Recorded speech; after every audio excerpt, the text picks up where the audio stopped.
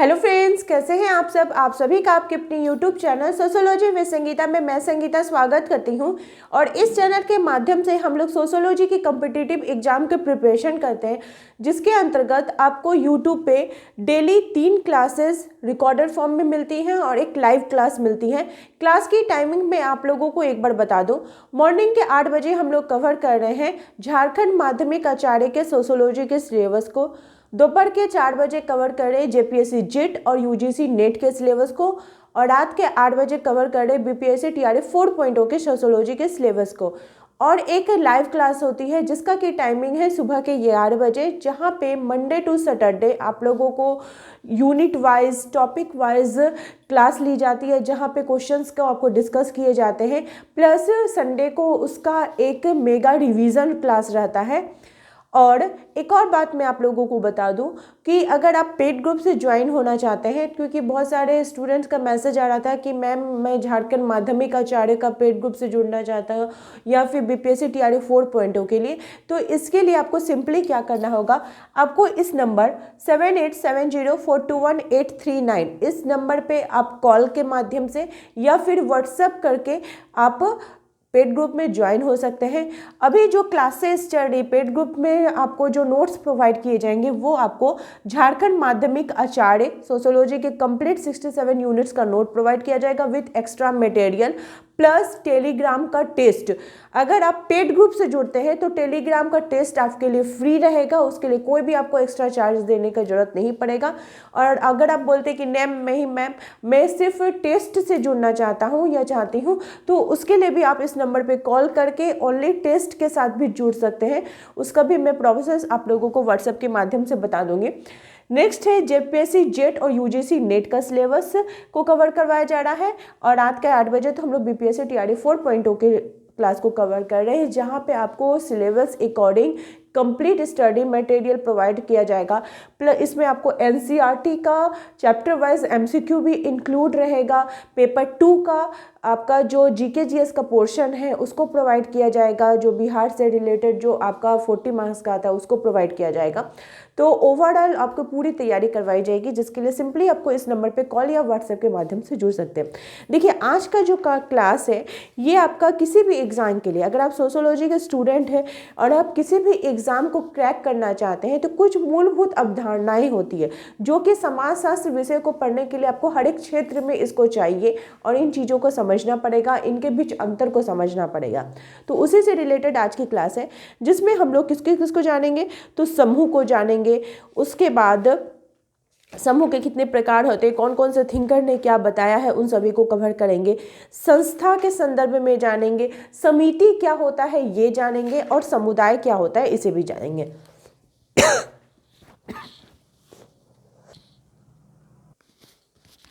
तो एक एक करके हम लोग मेन पॉइंट को कवर करते हुए चलेंगे। तो चलिए, सबसे पहले जिसके संदर्भ में हमें देखना है वो है समूह। किसको देखेंगे हम लोग, समूह से रिलेटेड।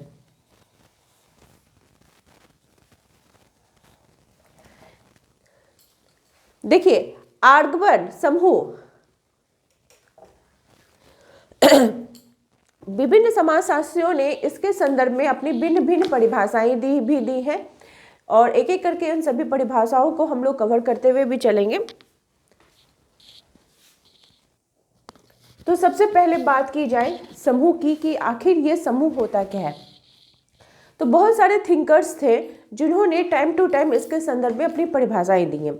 जैसे आर्गवन और निमकॉफ के अनुसार, जब 2 या 2 से अधिक व्यक्ति एक साथ मिलते हैं, समूह ग्रुप तो एक व्यक्ति से होगा नहीं, तो क्या होगा कि जब 2 या 2 से अधिक व्यक्ति एक साथ मिलते हैं और एक दूसरे को क्या करते हैं, प्रभावित करते हैं, ठीक है, एक दूसरे को प्रभावित करते हैं, तो वो क्या कहलाता है, सामाजिक समूह बनता है। इससे सामाजिक समूह का निर्माण होता है।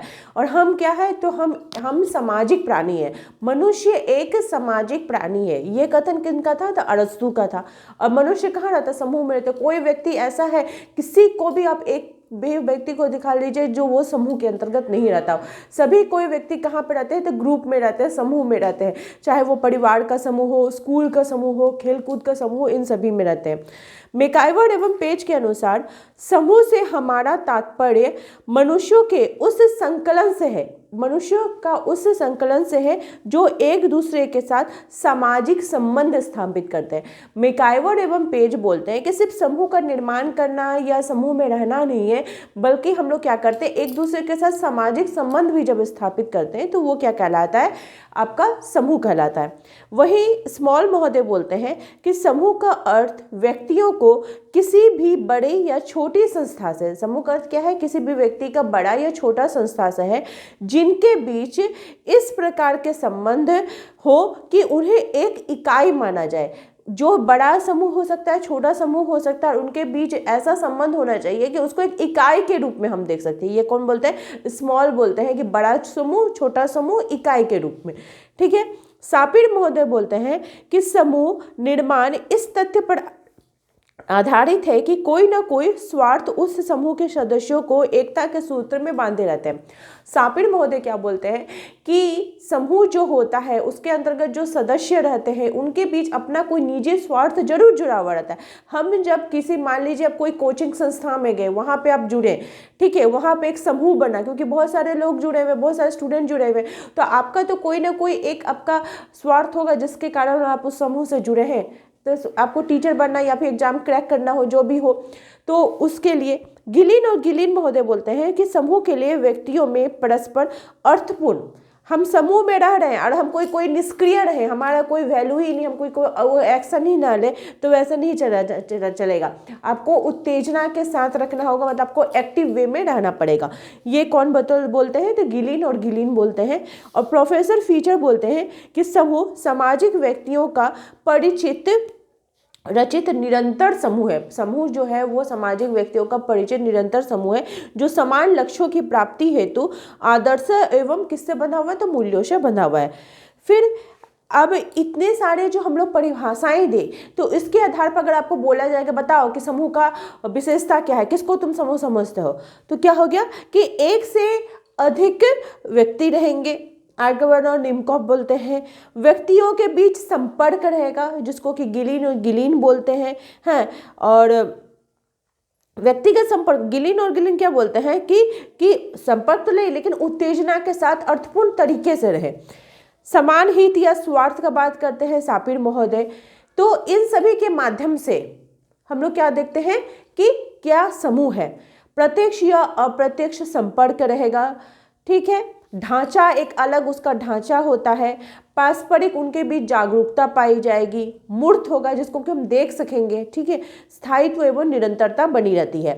इसी के लिए गिडिंग्स महोदय बोलते हैं कि किसी भी सामाजिक समूह के लिए पारस्परिक जागरूकता एवं समान लक्ष्य का होना बहुत जरूरी है। हम किसी भी समूह के जब सदस्य बनते हैं तो हम अगर एक दूसरे के साथ पारस्परिक रूप से जुड़े हुए रहेंगे और हमारे अंतर्गत जागरूकता रहेगी, हमारा समान लक्ष्य रहेगा, तो वो जरूरी होता है किसी भी समूह के लिए। अब है समूह निर्माण के तत्व। मान लीजिए समूह का तो निर्माण हो रहा है, तो इसके आवश्यक तत्व कौन कौन से हैं उसको भी हम लोग देखते हुए चलते हैं। तो समूह निर्माण के तत्व, इनके अगर तत्वों के बारे में बात की जाए तो गिटलर,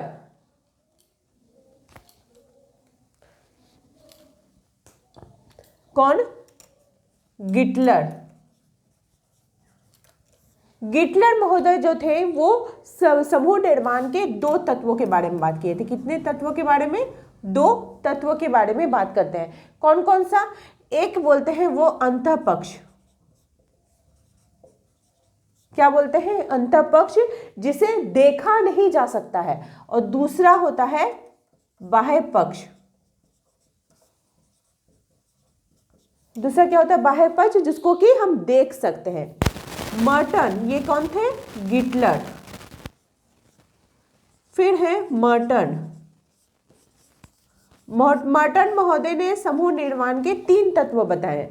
कितने बताए हैं, 3 तत्व। क्या क्या, जब 2 या 2 से अधिक लोग होने चाहिए तभी समूह का निर्माण होगा, अकेला कोई व्यक्ति समूह बना नहीं सकता है। दूसरा कि समूह के अंतर्गत हम की भावना होनी चाहिए। किसकी भावना होनी चाहिए, हम की भावना होनी चाहिए। तीसरा ये है कि उनके बीच अंतःक्रिया होनी चाहिए। कैसी क्रिया होनी चाहिए? तो अंतःक्रिया होनी चाहिए। मर्टन महोदय ने 3 प्रकार के समूह के बारे में बात की कि 2 या 2 से अधिक लोगों का समूह होना चाहिए, समूह के अंदर लोगों के में हम की भावना होनी चाहिए और उनके बीच कैसा होना चाहिए? अंतःक्रिया होना चाहिए। ठीक है, अंतःक्रिया करते हुए रहना चाहिए। वीरस्टेड भी महोदय कौन है? तो वीरस्टेड महोदय भी 3 प्रकार के तत्वों के बारे में बात करते हैं।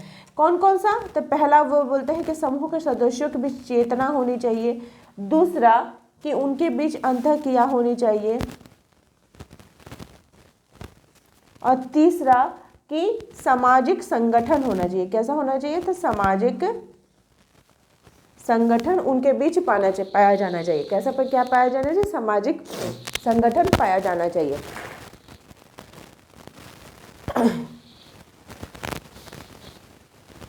उसके बाद अब मान लीजिए जो समूह हम लोग का बना, तो समूह के अंतर्गत क्या देख रहे हैं कि समूह के लोगों के बीच समान भाषा होगा, रीति रिवाजों में विश्वास होगा, समान मित्र या शत्रु समूह भी हो सकता है, समान पूर्वजों में वह विश्वास रखते होंगे।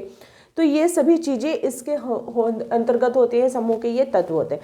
अब हम लोग समूह के प्रकारों के संदर्भ में बात करेंगे। किसके संदर्भ में? समूह के प्रकारों के संदर्भ में। ये तो था समूह का तत्व। अब हम लोग देखेंगे समूह के प्रकार।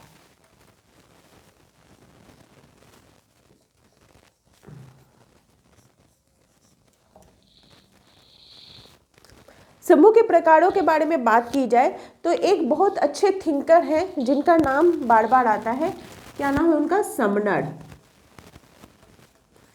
इनकी बुक का नाम क्या था? फोकवेज, जो कि 1907 में आया था। तो इन्होंने अपनी पुस्तक फोकवेज, जो कि कब आया था? तो 1907 में आया था।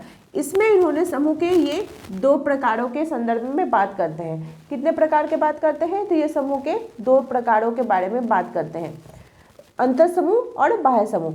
तो समनर ने अपनी पुस्तक फोकवेज में अंतर समूह एवं बाह्य समूह की अवधारणा दी थी। क्या की थी उन्होंने?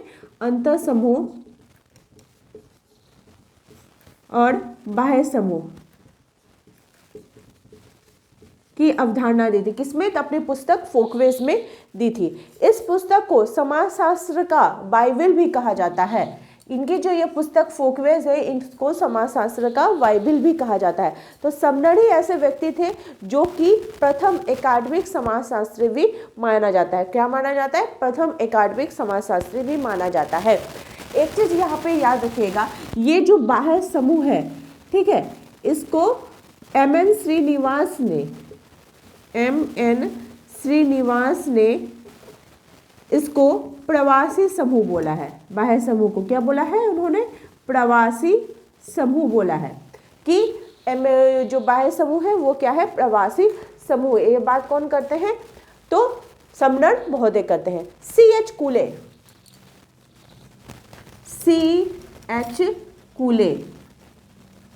नेक्स्ट जो थिंकर है वो कौन है? C.H. कूले है। C.H. कूले ने 3 प्रकार के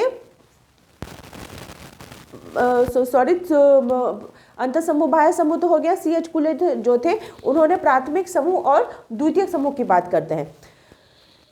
आप यहाँ पे अच्छा इसको C.H. कूले का थ्योरी को देखने से पहले हम लोग अंतर समूह बाह्य समूह को थोड़ा डिटेल्स में जान लेते हैं कि आखिर ये अंतर समूह क्या होता है, ये बाह्य समूह क्या होता है, ताकि आपका कॉन्सेप्ट जो है वो और अच्छे प्रकार से क्लियर है। और जैसा कि मैं पहले भी आप लोगों को बोलती हूँ, अभी भी बोल रही हूँ कि सोशियोलॉजी का जो क्वेश्चन रहेगा वो अब बहुत कम ऐसा क्वेश्चन रहता है। आपको 10 to 15 क्वेश्चन मिलेगा जो कि आपको डायरेक्ट देखने को मिलेगा कि प्राथमिक समूह की अवधारणा किसने दी, तब आप बोलिएगा कि हाँ C.H. कूले है। बल्कि अब क्या कॉन्सेप्ट बेस्ड आपको क्वेश्चन पूछता है, आपको जानना चाहता है जो क्वेश्चन सेट करता है कि आपको इस चीज़ के बारे में कितनी नॉलेज है, आपको कितना आप बता सकते हैं। तो उसके लिए आपको कौन सा जाना होगा? जैसे मान लीजिए अंतर समूह और बाह्य समूह। तो अंतर समूह क्या होता है? जिसमें कि हम की भावना पाई जाती है, जिनके बीच निकट का संबंध होता है।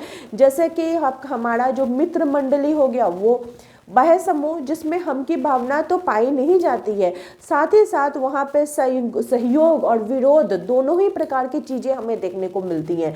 इसे वे क्या कहते हैं, बाह्य समूह कहते हैं। ठीक है, जैसे बाह्य समूह में हो गया कि दूसरे समुदाय के जो लोग हो गए, उस टाइप से।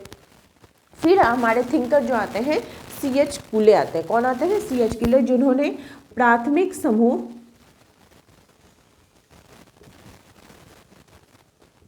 और द्वितीयक समूह की बात करते हैं।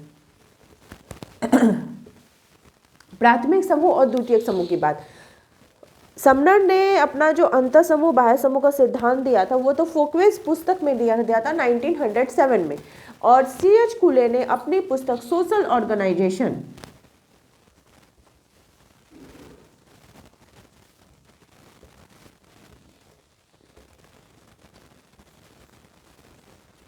ये 1907 में आया था, ये 1909 में आया था। ठीक है, पहले समनर ने दिया था, उसके बाद C.H. कुले ने दिया था। पहले समनर ने दिया था, उसके बाद C.H. कुले ने अपनी थ्योरी दी थी। कब दी थी? तो 1909 में दी थी। सोशल ऑर्गेनाइजेशन क्या था? सोशल ऑर्गेनाइजेशन, जिसमें उन्होंने प्राथमिक समूह की अवधारणा दी थी।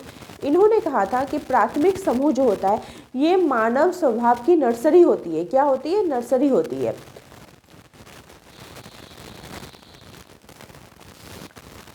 C.H. कुले ने क्या कहा था कि प्राथमिक समूह क्या होता है? नर्सरी। नर्सरी मतलब जहाँ पे छोटे छोटे पेड़ पौधों को बीज से, मतलब उसको छोटे छोटे पौधों के रूप में किया जाता है, उसे सींचा जाता है ताकि वो अच्छे फल बन सके, अच्छे पेड़ बन सके। उसी प्रकार से जो प्राथमिक समूह होता है उसमें बच्चा को सींचा जाता है, क्योंकि प्राथमिक समूह परिवार में बच्चा का जन्म होता है तो उसे अच्छी अच्छी आदतें, अच्छी अच्छी चीज़ें, सामाजिकरण की अच्छी अच्छी चीज़ें सिखाई जाती हैं ताकि उसका क्या हो सके, वो समाज का सभ्य नागरिक, सभ्य सदस्य बन सके। तो इनकी पुस्तक सोशल ऑर्गेनाइजेशन में कुले के अनुसार प्राथमिक समूह से उनका तात्पर्य था कि उन समूह से था जिसमें आमने सामने का तो घनिष्ठ संबंध पाया जाता ही है, साथ ही साथ क्या पाया जाता है? सहयोग पाया जाता है। इस प्रकार का जो समूह होता है वो अनेक अर्थों में प्राथमिक होता है, क्योंकि लोगों का जो स्वभाव होता है ना, वो एक आदर्श को लिए हुए चलता है। ठीक है, उनका एक आदर्श होता है। इसके लिए उन्होंने प्राथमिक समूह की परिभाषा देते के साथ इसके 5 विशेषताएं बताई थी। क्या क्या विशेषताएं बताई थी? तो एक तो उन्होंने इसको नर्सरी बोला, फिर मानव स्वभाव की पोषिका भी बोला। प्राथमिक समूह को वे क्या बोलते हैं कि ये मानव स्वभाव का पोषिका है। मानव स्वभाव, आपको क्वेश्चन आ सकता है मानव स्वभाव की पोषिका की बात कौन करते हैं? तो C.H. कुले करते हैं। इसमें वे बोलते हैं कि जो प्राथमिक समूह होता है उसमें आमने सामने का संबंध पाया जाता है, निश्चित उद्देश्य रहते हैं, उद्देश्य की समानता रहती है, तीसरा स्थायित्व देखने को मिलता है, चौथा लघुता रहता है, छोटा रूप रहता है, और पांचवा क्या कि घनिष्ठ आता हमें देखने को मिलती है। क्या देखने को मिलती है? घनिष्ठता देखने को मिलती है। इसके लिए C.H. कुले ने 3 प्रकार के प्राथमिक समूहों के बारे में बात की थी। वे 3 प्रकार कौन कौन से थे? पहला था परिवार, दूसरा था क्रीड़ा समूह जिसको खेल समूह बोला जाता है, मित्रों का समूह बोला जाता है, और तीसरा पड़ोस। इनको उन्होंने प्राथमिक समूह में रखा था।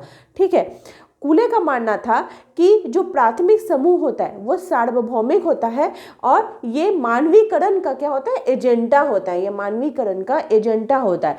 इसमें प्राथमिक जो समूह होता है इसमें C.H. कुले के अनुसार जो व्यक्ति होता है वो उन्मुख होता है, और जो द्वितीय व्यक्ति उन्मुख जो रहता है वो प्राथमिक समूह में रहता है, और जो लक्ष्य उन्मुख रहेगा कि अब हम इसका सदस्य बनेंगे, अब टीचर का सदस्य बनेंगे, दूसरे ग्रुप में जाएंगे, तो ये द्वितीयक समूह के अंतर्गत होता है। ये आपका कैसा हो जाएगा? आपका लक्ष्य उन्मुख हो जाएगा। ये किनके अनुसार? तो आपका C.H. कुले के अनुसार।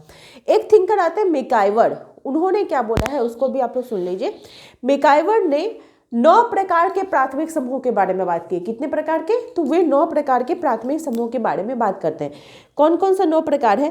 पहला हो गया परिवार, क्रीड़ा समूह, मित्र मंडली, साझेदारी समूह, अध्ययन समूह, गपशप समूह जिसको कि चैटिंग ग्रुप बोला जाता है, व्हाट्सएप का रहता है ना चैटिंग करने का, वहाँ पे सिर्फ मैसेज आप करिए, गैंग, नातेदारी समूह और जनजातीय परिषद। ये इस प्रकार के 9 प्रकार के प्राथमिक समूह के बारे में कौन बात करते हैं? तो मैकआइवर बात करते हैं।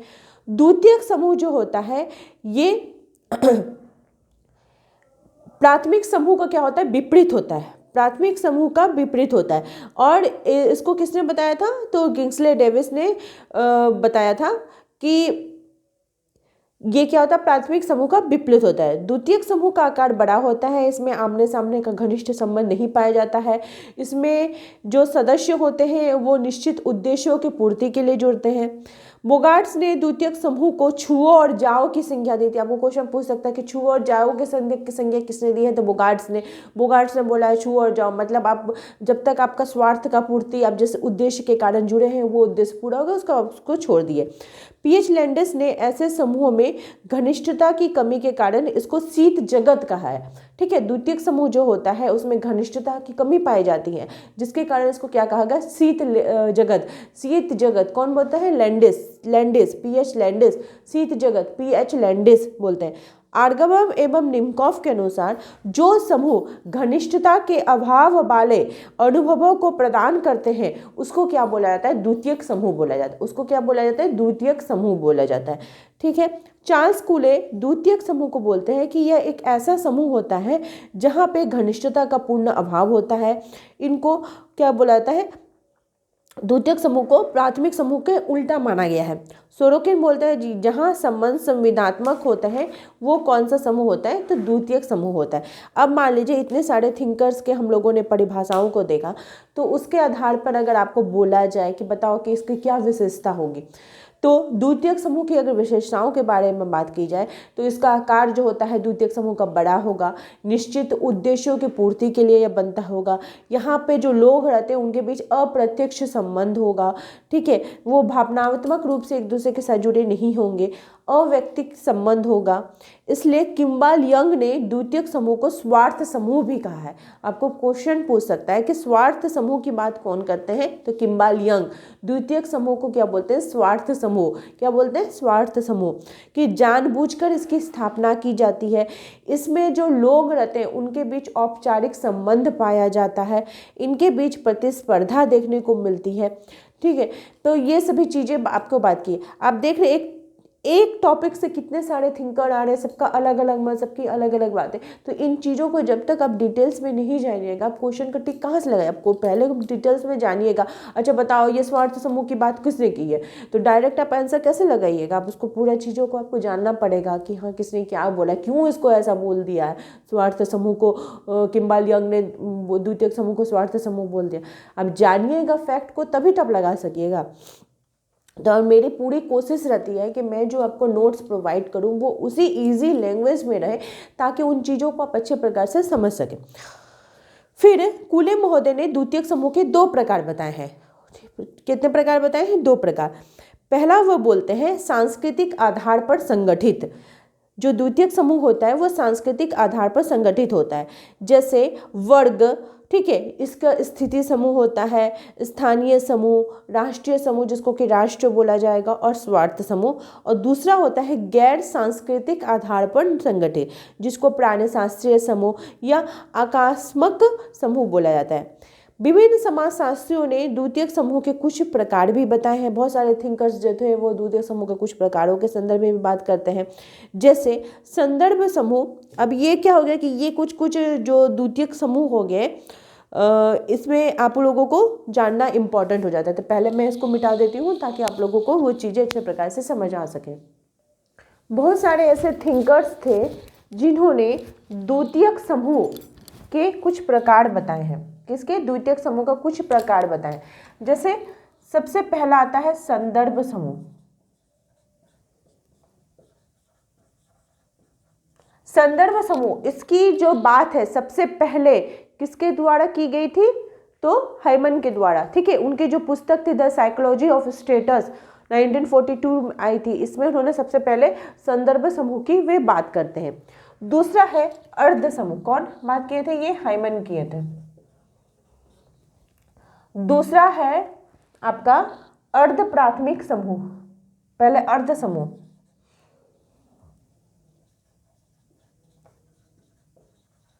की बात कौन करते हैं, तो बॉटमोर।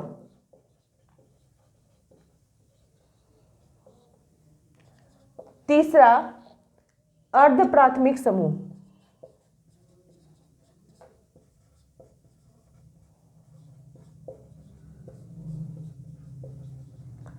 इसकी बात कौन करते हैं? तो आपका कूले, जिसमें उन्होंने आभासी प्राथमिक समूह के बारे में भी बात की थी। दबाव समूह,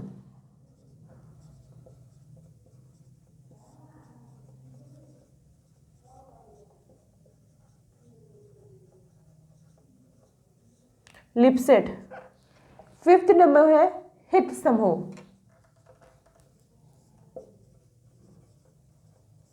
कौन सा? हित समूह, जिसको कि मैक्लेलन ने दिया था।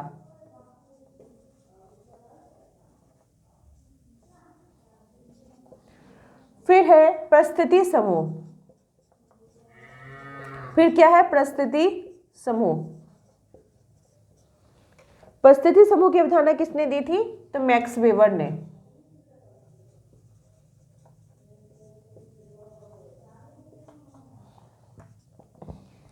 फिर है मैत्री समूह। जे.एल. मैरेनो ने दिया है। किसने दिया है? जे.एल. मैरेनो। मैत्री समूह जे.एल. मैरेनो। देखिए, संदर्भ समूह का बात जो है सर्वप्रथम हाइमन ने दिया है, लेकिन अगर आपको पूछ दे कि इसको सबसे ज्यादा विकास किसने किया है, तो फिर मर्टन हो जाएगा। कंफ्यूज नहीं कीजिएगा, ठीक है। सबसे ज्यादा विकास किसने किया है? तो मर्टन ने किया है। जे.एल. मैरेनो ने मैत्री समूह की बात करते हैं। किसकी? मैत्री समूह की बात करते हैं जे.एल. मैरेनो। फिर उप समूह। उप समूह की अवधारणा किसने दी है? तो मर्टन ने।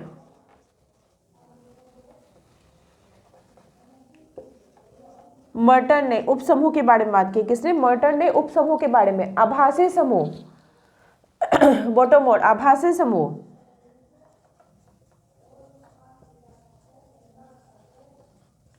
बॉटोमोर, आभासी समूह के बारे में बात कौन करते हैं? तो बॉटोमोर। वर्गीकृत अर्ध समूह। फिर आभासी समूह का दो भाग है, वर्गीकृत अर्ध समूह और अंतःक्रियात्मक अर्ध समूह, जो कि मेयर भी बात करते हैं। ये सभी क्या था? समूह के कुछ प्रकार थे, द्वितीयक समूह के कुछ प्रकार थे। इसको भी ध्यान में रखिएगा। अब समूह जो निर्माण हो रहा है, तो समूह निर्माण के अगर आधारों की बात करें तो विभिन्न समाजशास्त्रियों ने इसके भिन्न भिन्न आधार बताए, जैसे सोरोकिन, जिम्मरमैन, गॉफिन, और इन्होंने समूह के 14 आधार बताए। कितने आधार बताए हैं? 14 आधार। मर्टन ने 26, विलियम और गुडे ने 12, गुडविच और मूरे ने 15। फिर विभिन्न समाजशास्त्रियों द्वारा समूह के प्रकारों के बारे में भी बात की गई, जैसे मैकाइवर एवं पेज ने क्षेत्रीय समूह, हितों के प्रति चेतन समूह, जिसका कि निश्चित धारणा न हो, उसके संदर्भ में बात करते हैं। सैंडरसन महोदय ऐच्छिक समूह, अनैच्छिक समूह, प्रतिनिधित्व समूह के बारे में बात करते हैं। गिडिंग्स वियोजन समूह और सम्मिश्रित समूह। जॉर्ज सिमेल लघु समूह, बृहद समूह। फीचर पारिवारिक समूह, शैक्षणिक समूह, धार्मिक समूह, आर्थिक समूह, मनोरंजनात्मक समूह के बारे में बात करते हैं। बुगार्ड्स औपचारिक समूह और अनौपचारिक समूह की बात करते हैं। मर्टन सदस्यता समूह और गैर सदस्यता समूह, जिसको कि संदर्भ समूह बोला जाता है, उसके बारे में बात करते हैं। बॉटोमोर अस्तित्व वाला समूह, भावनात्मक समूह, पारिवारिक समूह और अकारकीय समूह के बारे में बात करते हैं। उसके बाद ये सभी चीज़ें जो मैं आपको बता रही हूँ, मैं अपने नोट से बता रही हूँ। देख रहे हैं, एक ही जगह पे सभी आपको ये जो समूह, आप टॉपिक को उठाइएगा।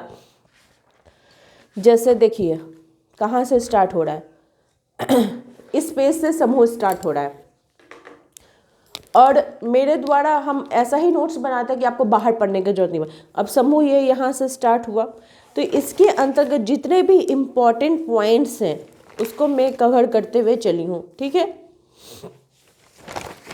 अब यहाँ तक पूरा ये सिर्फ समूह का है, शॉर्ट नोट्स भी नहीं है और लॉन्ग भी नहीं है, लेकिन आपको जो टोटल चीज़ें हैं वो एक ही जगह पे मिल जाएंगी। फिर होमांस ने स्थायी समूह और अस्थायी समूह के बारे में बात करते हैं। टॉनिज, जेमिनसॉफ्ट, गैसेलसॉफ्ट के बारे में बात करते हैं। न्यूकॉम सकारात्मक समूह, नकारात्मक समूह के बारे में बात करते हैं।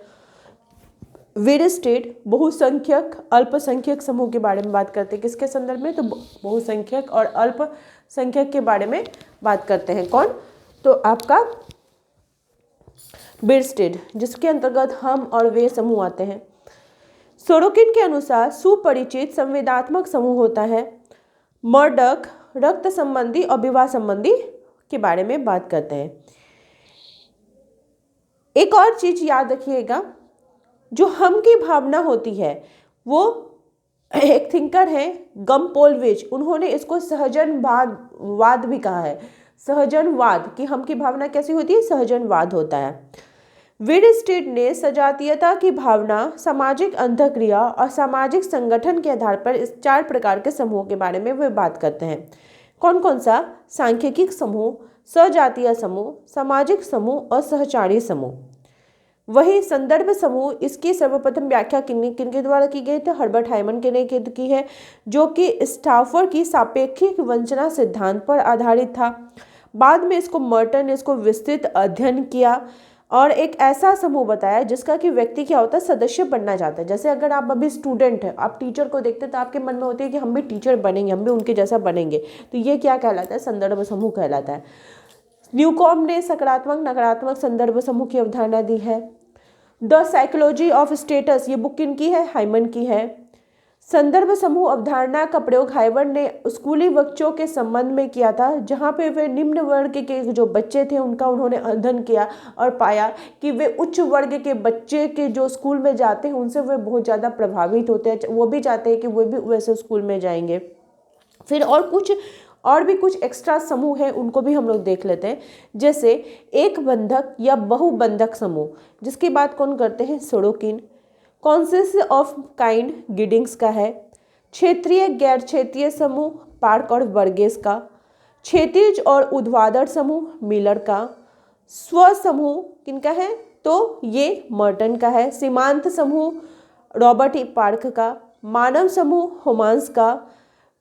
ये सभी समूह के प्रकार हैं। नेक्स्ट है सामाजिक समूह के प्रकारों के बारे में अगर बात की जाए तो उप प्राथमिक समूह, जिसके अंतर्गत आत्मीय युगल समूह होते हैं, जैसे कि पति पत्नी हो गए, प्रेमी प्रेमिका हो गए, ये सभी आ जाते हैं। अंतर समूह बाह्य समूह की बात कौन करते हैं? समनर करते हैं। ऐच्छिक अनैच्छिक समूह गिलिन और गिडिंग्स। गेमिनसॉफ्ट, गैसेलसॉफ्ट, टॉनेज। यांत्रिक एकता, सावयविक एकता, दुर्खिम। रूपवादी संबंध, अनुबंधात्मक संविदा, सोरोकिन। टालकट पर्सन्स ने अपना जो सामाजिक पैटर्न वेरिएबल्स का जो थ्योरी दिया था, इसके आधार पर उन्होंने फिर अलग अलग थ्योरी भी बताई थी, अलग अलग समूह के बारे में भी वे बात करते हैं। तो देखिए आज का जो क्लास था इसमें टोटल हम लोगों ने समूह के बारे में देखा। अब नेक्स्ट क्लास में हम लोग संस्था के संदर्भ में देखेंगे कि संस्था क्या होता है, उसके बाद फिर समुदाय क्या होता है, इसे भी देखेंगे। और जब पूरे चीज़ों को देख लेंगे ताकि तब आप लोगों को पता भी चल जाएगा कि क्या अंतर है, इनके बीच अंतर क्या है। तो इसी प्रकार से आप लोग चैनल के साथ जुड़े रहिए। आप सभी का मेरे चैनल में जुड़े रहने के लिए बहुत बहुत धन्यवाद।